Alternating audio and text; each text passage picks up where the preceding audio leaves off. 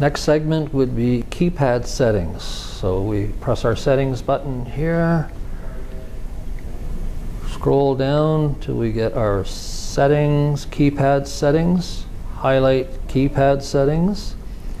It'll give you the option of changing your temperature units from Fahrenheit to Celsius. We press number 2 to change it from Celsius to Fahrenheit.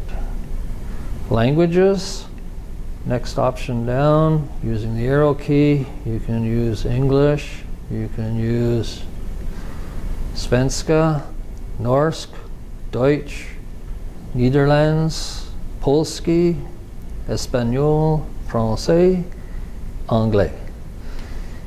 Set it using your number 2 key will lock it into place.